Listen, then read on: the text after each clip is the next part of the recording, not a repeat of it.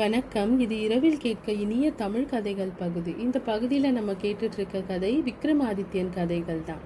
4வது முறையா விக்ரமாதித்ய மகாராஜா வேதாளத்தை மரத்திலிருந்து இறக்கி தன்னுடைய தோள்களில் சுமந்தபடி வராரு. வேதாளமும் தன்னுடைய 4வது கதையை சொல்ல தொடங்குது. ஞானி சூஸ்திரவான் சூரன் கதை. ஒரு நாள் உஜ்ஜயினி காளிப்பட்டினத்துல ஹரிசுவாமின்ற ஒரு அந்தனர் இருந்து வந்தாரு.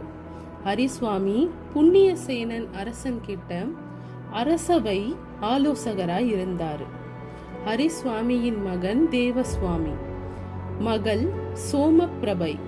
இப்படி ஒரு மகனும் ஒரு மகளோட ஒரு சின்ன குடும்பத்துல மனைவி மக்களோட ரொம்ப சந்தோஷமா வாழ்ந்து வந்தாரு ஹரிசுவாமி. தேவசுவாமியும் ஹரிசுவாமி மாதிரியே நல்ல ஞானம் கொண்டவன், வீரம் கொண்டவன். ஆனா சோமப்பிரபை ரொம்ப அழகான பெண். தேவதை போல உருவமும் திருமகள் போல முக அமைப்பும் கொண்டவள். சோமப்பிரபையோட அழக பத்தி சுத்தி இருக்க நிறைய கிராமங்கள்ல இருக்க மக்களுக்கு நல்லாவே தெரியும். ஹரிசுவாமியோட மனைவியும் சோமப்பிரபையோட அம்மாவும் இதனால கொஞ்ச நாளாவே வருத்தத்துல இருந்தாங்க. சோமப்பிரபையோட அழகுல மயங்கி அவளுக்கு யாராவது கேடு நினைச்சிருவாங்களோன்ற ஒரு அச்சத்திலேயே இருந்தாங்க. கோவிலை தவிர சோமப்பிரபைய வேற எந்த இடத்துக்கும் அவளுடைய தாய் கூட்டிட்டு வந்ததே கிடையாது. அப்படி இருக்க சோமப்பிரபைய சீக்கிரமா யாருக்காவது திருமணம் செஞ்சு வச்சிடலான்னு ஹரிசுவாமிக்கு அவள் மனைவி சொல்ல சோமப்பிரபை அந்த இடத்துக்கு வந்தா. அந்த இடத்துக்கு வந்ததும் தன் தாய் தந்தைய பார்த்து சோமப்பிரபை, எனக்கு ஒரு சாதாரண மாப்பிள்ளை மணமகனா வர்றது விருப்பம் கிடையாது. வீரம், ஞானம், விஞ்ஞானம் இது 3ல ஏதாவது ஒரு துறையில ரொம்ப தேர்ச்சி பெற்றவனை மட்டும்தான் என்னால மணமகனா ஏத்துக்க முடியும்னு சொன்னான். இத கேட்ட ஹரிசுவாமிக்கு வருத்தம் ஏற்பட்டது.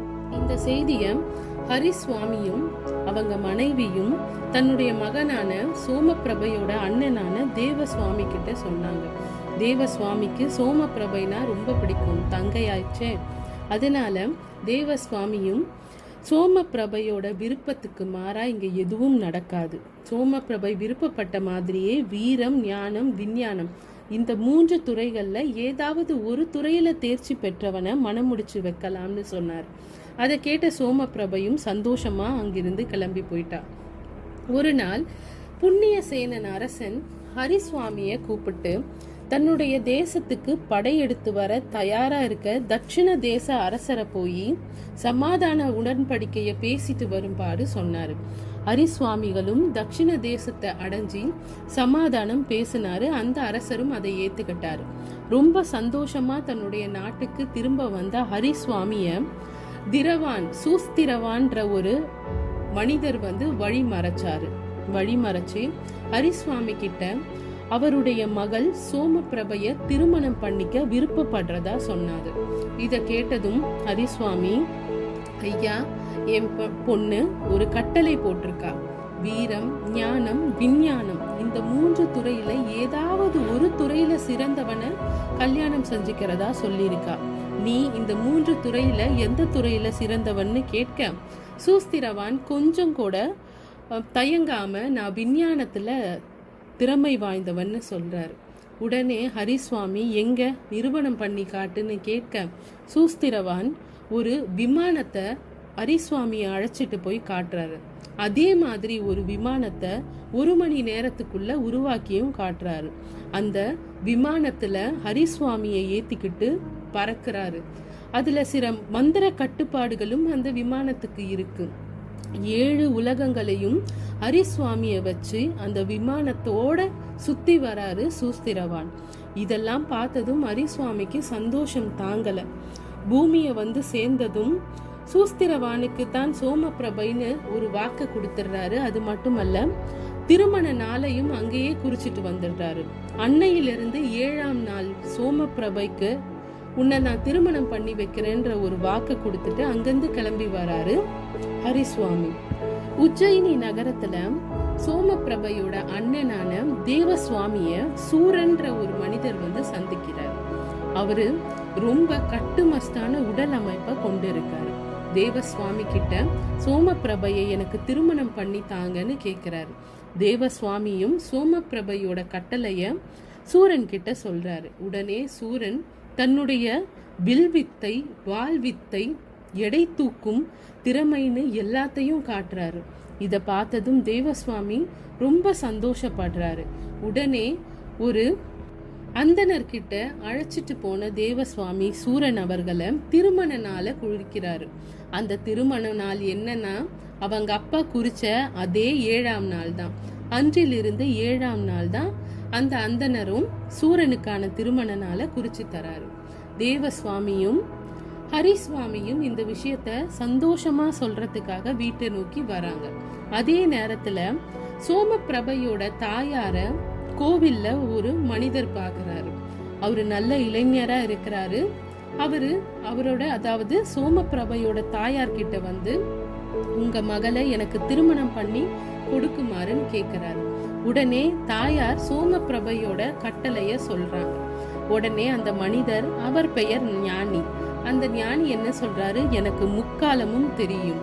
ஒரு மனிதரை பார்த்த உடனே அவர்களோட வாழ்க்கை வரலாற அறிகிற திறமை எனக்கு உண்டு. நடந்தது, நடக்கிறது, நடக்க போறது, இதை எல்லாத்தையும் நான் அறிவேன்னு சொல்றாரு. உடனே அந்த தாயாருக்கு ரொம்ப சந்தோஷமாயிடுது. சரி, எனக்கு ஏதாவது ஒரு சான்று காட்ட முடியுமான்னு சொல்றாரு. உடனே அவர் ஒரு பசுமாடை பார்க்குறாரு. சோமபிரபையோட தாயார்கிட்ட இந்த பசுமாடு ஒரு 2 நாட்களுக்கு முன்னாடி தான் ஒரு காளை குட்டியை ஈன்றது. குட்டியை ஈன்றதும் இந்த பசுமாடையும் குட்டியையும் பிரிச்சுட்டாங்க. குட்டி விற்கப்பட்டது. ஆனா பசுமாடு கிட்ட குட்டி இறந்து போனதா சொல்லியிருக்காங்க.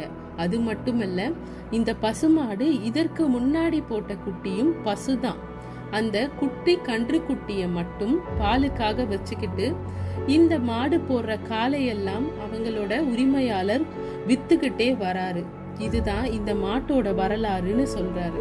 இந்த மாடு மிகுந்த மன உளைச்சலுக்கு, அதாவது இந்த பசுமாடு மிகுந்த மன உளைச்சல்ல இருக்குது. அது மட்டுமல்ல, இந்த மாடு அடுத்த வாரம் வரைக்கும் தான் உயிரோடு இருக்கும்னு சொல்றார். இத எப்படியாவது சோதனை பண்ணி பார்க்கணும்னு நினைச்ச சோமபிரபையோட தாயார் அந்த கோயில்ல, அதாவது சுத்த பணியாளர் இருப்பாங்கல்ல, துப்புரவு பணியாளர், சுத்தம் செய்கிற பணியாளர்கள், துப்புரவு பணியாளர்கள் இருப்பாங்கல்ல, அவங்கள கூப்பிட்டு சோமபிரபையோட தாயார் அந்த பசு மாடை பற்றி கேட்குறாங்க.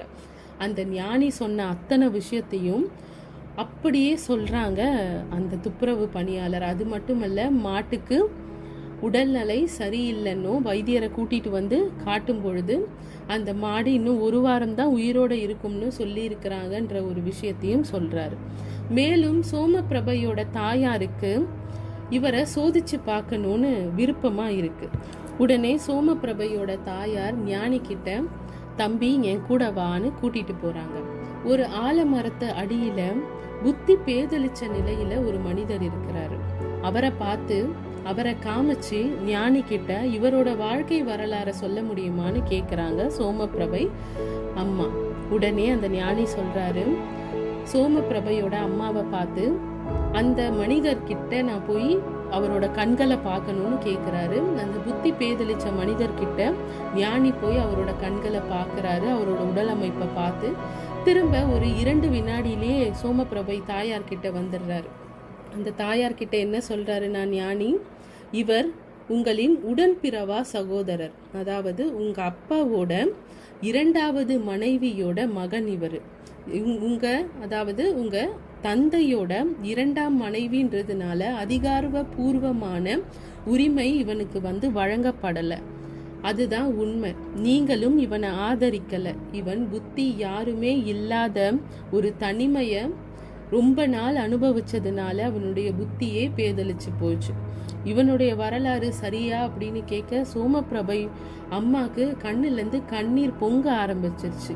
கண்ணீர் கொட்ட கொட்ட, என் மகள் உனக்கு தான்ப்பா, நீ பயப்படாத, இன்றிலிருந்து 7ஆம் நாள் எங்க வீட்டுக்கு வா, அன்னைக்குதான் முகூர்த்த தினம், ரொம்ப கிட்டவா இருக்கு, அன்னைக்கே சோமபிரபைய நான் உனக்கு திருமணம் பண்ணி கொடுத்துட்றேன்னு வாக்க கொடுத்துட்டு வீட்டுக்கு வராங்க. தாயார் வீட்டுக்கு வர நேரத்துல ஹரிசுவாமியும் அவனுடைய மகன் தேவசுவாமியும் அங்க காத்துக்கிட்டு இருக்காங்க. தாயார் வந்ததும் அவங்களுக்கு நடந்த விஷயத்தை சொல்றாங்க. 3 பேரும் சொன்னதும் சோமப்பிரபைக்கு கவலை வந்துடுது. 3 பேரும் கவலை ஆயிடுறாங்க. ஏன்னா எல்லாரும் வாக்கு கொடுத்துட்டு வந்திருக்காங்க. இதுல யாருக்கு நான் சோமப்பிரபைய திருமணம் செஞ்சு வைக்க போறேன்னு தெரியலன்னு 3 பேரும் ஆழமா யோசிச்சுட்டு இருக்காங்க.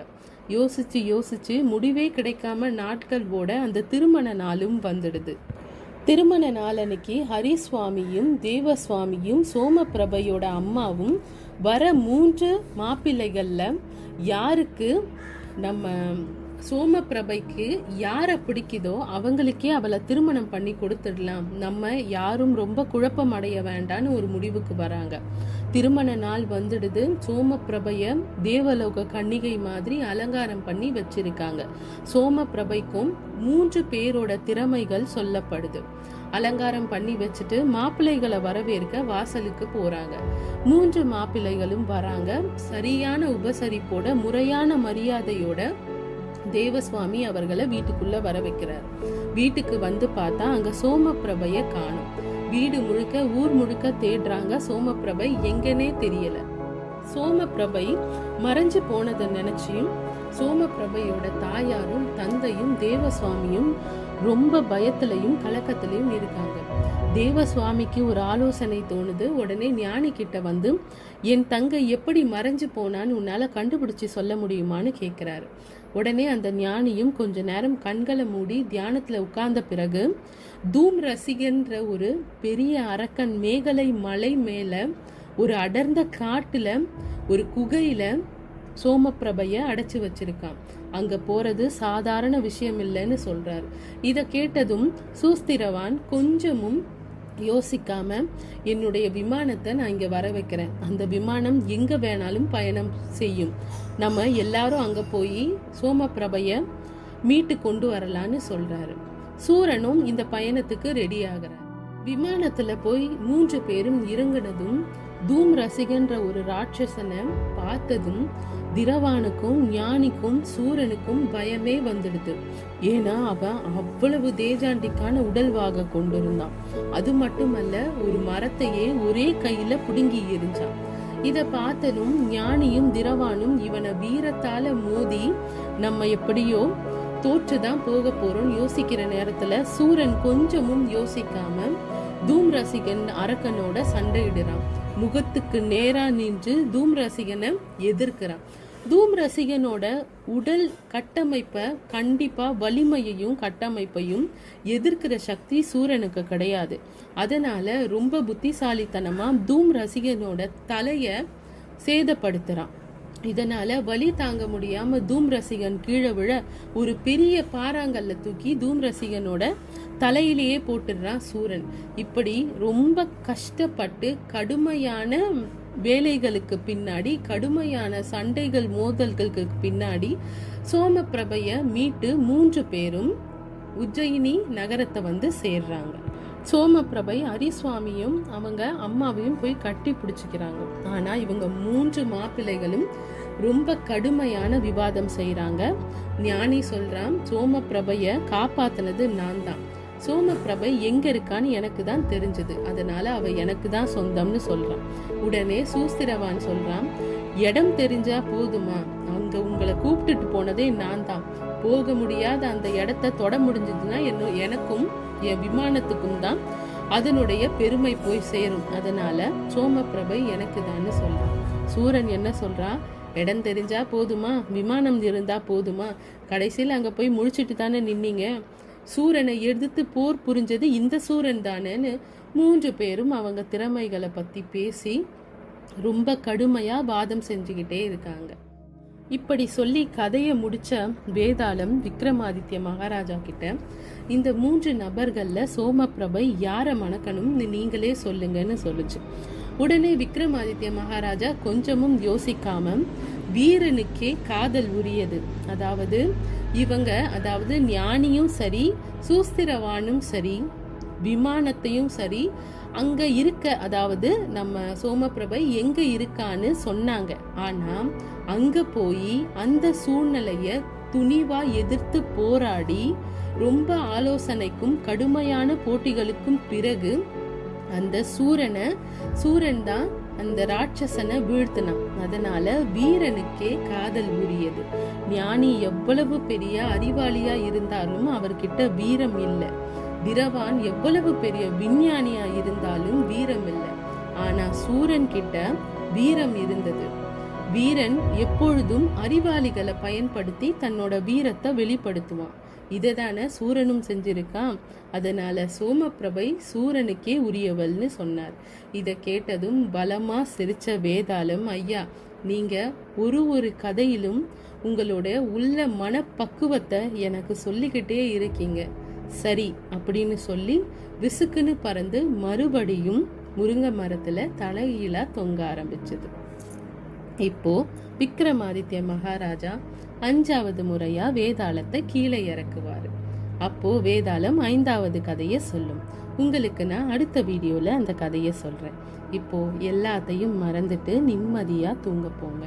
அனைவருக்கும் இனிய இரவு வணக்கம். நன்றி.